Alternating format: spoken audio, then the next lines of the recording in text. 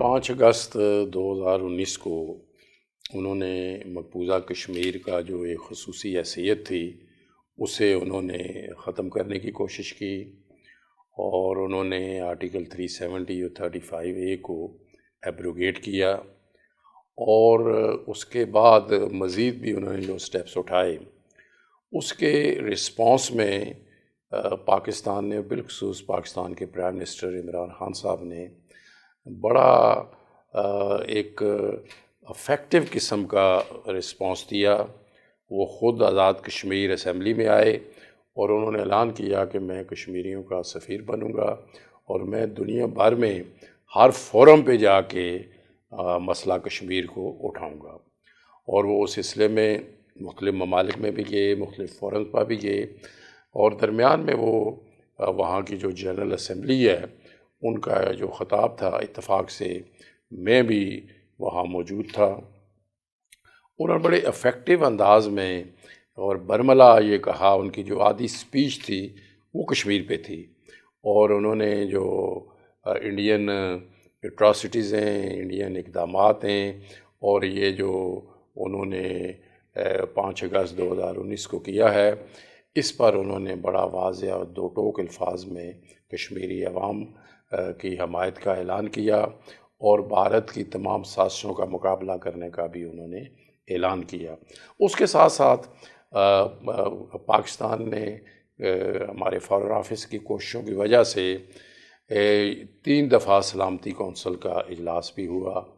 اور UN کے secretary general نے برملا کہا کہ جو یونائٹڈ نیشن کے ریزولوشنز آن کشمیر ہیں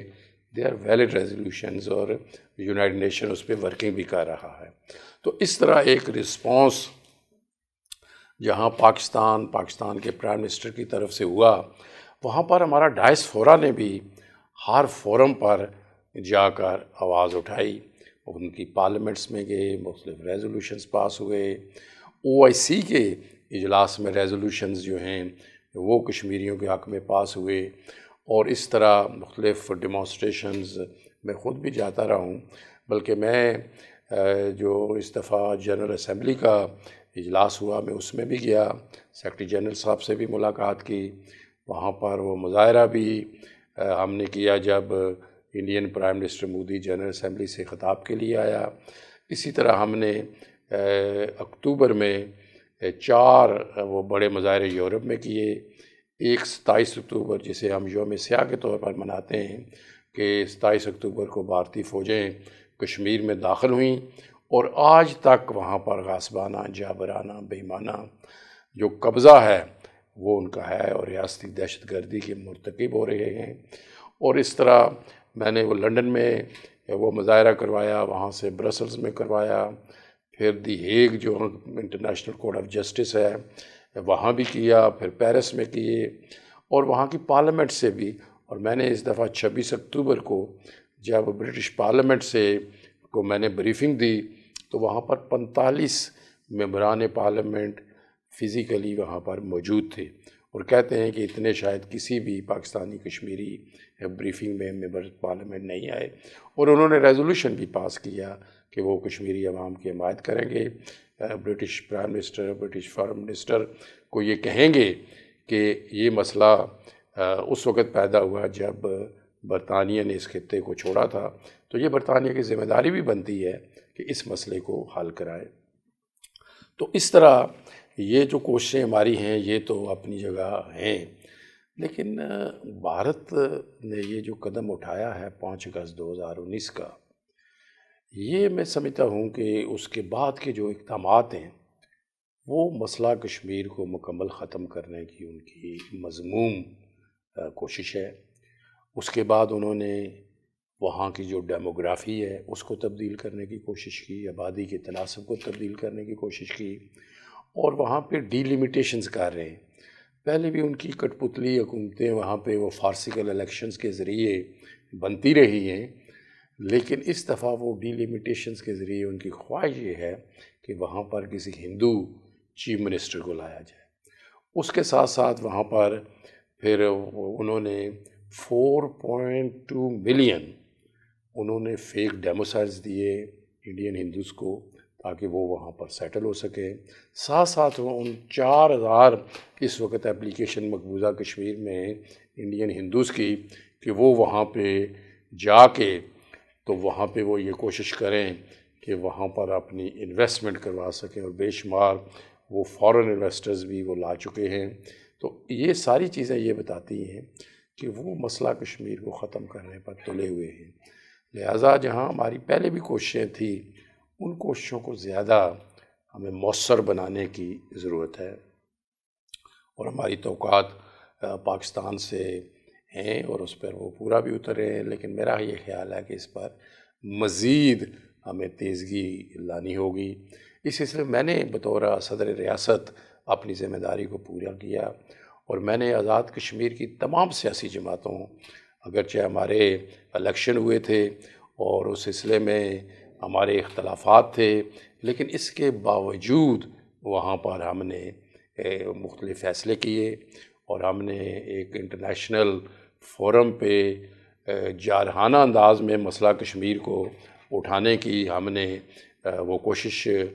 کا فیصلہ کیا ہے۔ مختلف ہم نے حکمت عملی طے کی ہیں، اور اس میں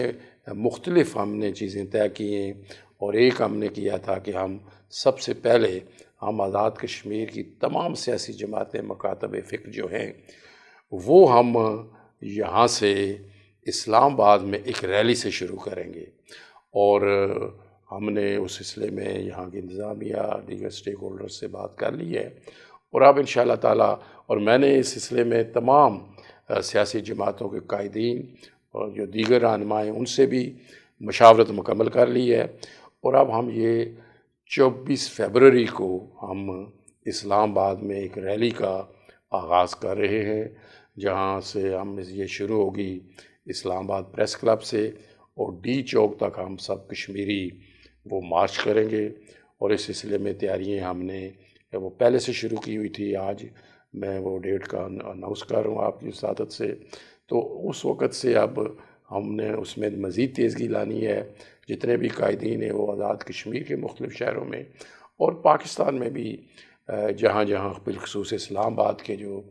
قریبی شہر ہیں ان میں ہم جا کے موبلائز کریں گے، تاکہ یہ ایک تاریخی قسم کی کشمیریوں کی ریلی ہو، اور اس سے ہم ایک واضح پیغام دے سکیں بالخصوص مقبوضہ کشمیر کے لوگوں کو، کہ وہاں پر جہاں بھارت دیگر سازشیں کر رہا ہے، وہاں پہ ظلم اور بربریت میں بھی اس نے اضافہ کر دیا ہے۔ آئے روز 4-5 نوجوانوں کو شہید کیا جا رہا ہے۔ قائدین جتنے ہیں حریت کانفرنس کے اور دیگر بھی، ان کو انہوں نے پابند سلاسل کیا ہوا ہے۔ علی گیلانی، اشرف سرائی، وہ جیلوں میں انہوں نے جان دی، شہادت نوش کیا، اور وہاں پہ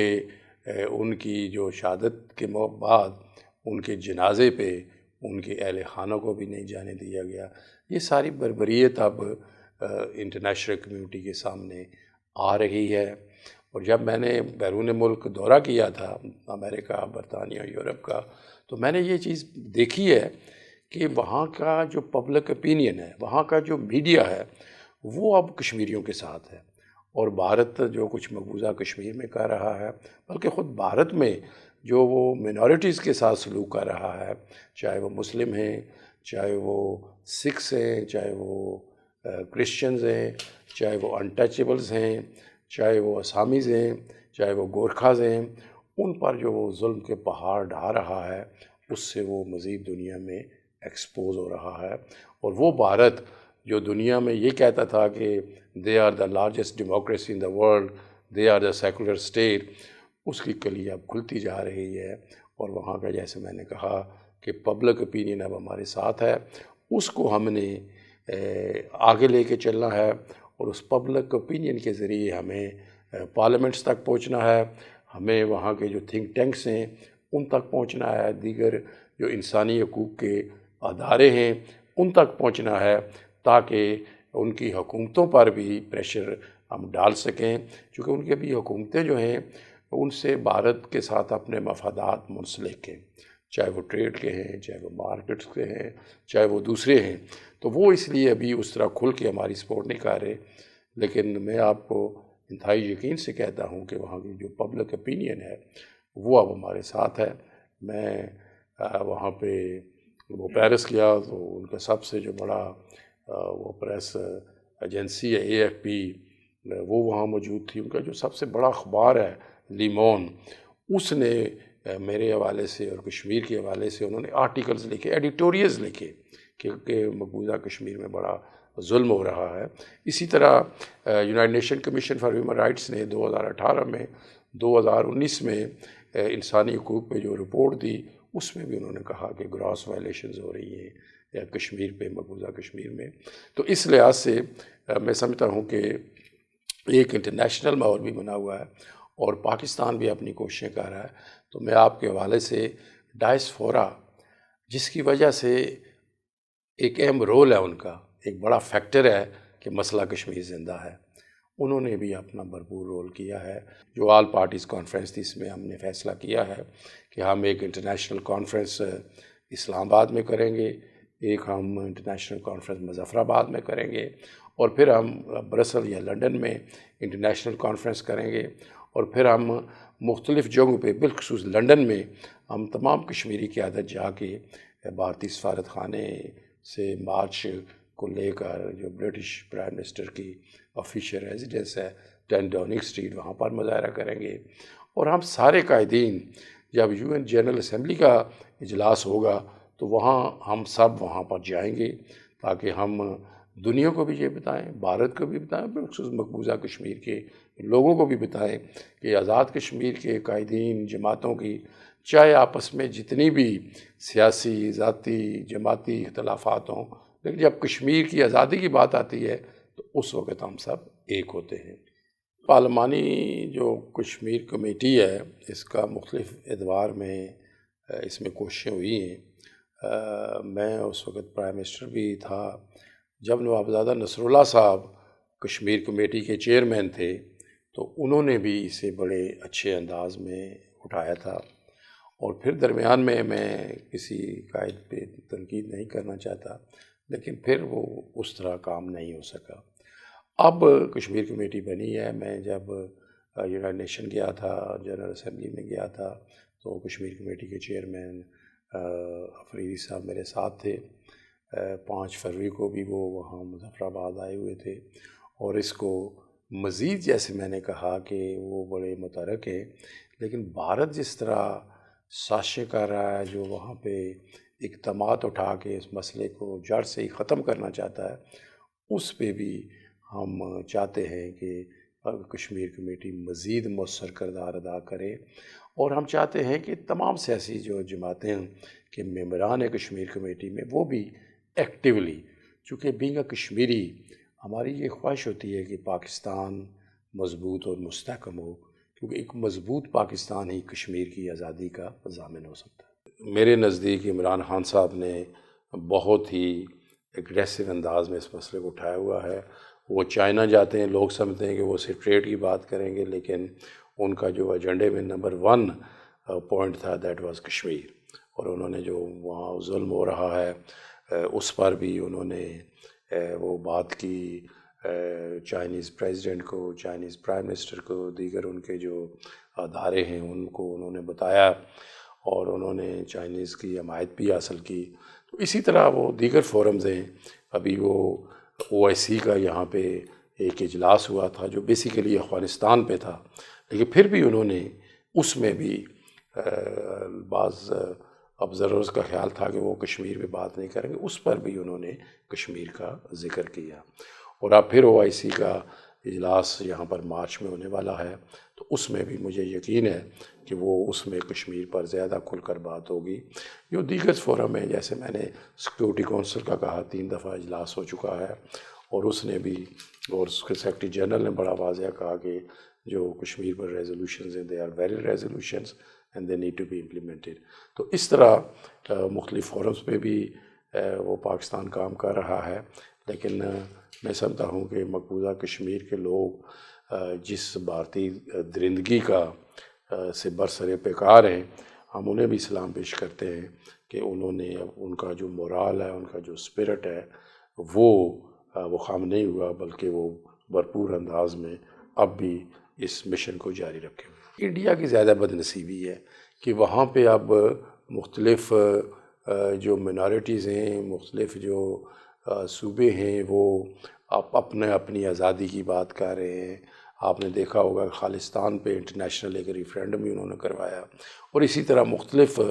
جگہوں سے آوازیں اٹھ رہی ہیں۔ اور ایک انڈیا کا جو امیج تھا کہ اور وہ ایک زمانے میں نان الائن موومنٹ کا ان اناؤنس لیڈر بنا ہوا تھا، لیکن کشمیر از اے اسکار آن ہز فیس ناؤ، اور وہ اب دنیا اس کے چہرے سے، میں سمجھتا ہوں کہ جو رنگین نقاب چڑھا ہوا تھا وہ اب اتر چکا ہے ہندوتوا اور یہ RSS کی وجہ سے۔ تو اس لیے، اور یہ صرف انٹرنیشنلی نہیں، خود بھارت میں اس کے خلاف آوازیں اٹھی ہیں۔ 3 دن قبل راہل گاندھی جو کہ اپوزیشن لیڈر ہے، اس نے بڑی سخت تنقید کی ہے۔ اس نے کہا کہ یہ سب مائنارٹیز پہ بھی زیادتی کر رہا ہے، اور اس نے مقبوضہ کشمیر میں بھی غلط پالیسی اختیار کی ہے، جس وجہ سے اس نے کہا کہ کشمیر ہاتھوں سے نکلتا نظر آ رہا ہے۔ تو یہ وہاں انٹرنلی بھی جو آوازیں ہیں وہ اٹھی ہیں مودی کے خلاف، چونکہ جو ایک امیج تھا انڈیا کا وہ انٹرنیشنلی اب نہیں رہا۔ I would like to say to the minorities that they are struggling and Modi is oppressing them as they have tried to subjugate the people of Kashmir. So this is time that they should rise up as well and make your voice heard internationally as well, because if they will not, then Modi will continue to use all the draconian laws and draconian methods to suppress them.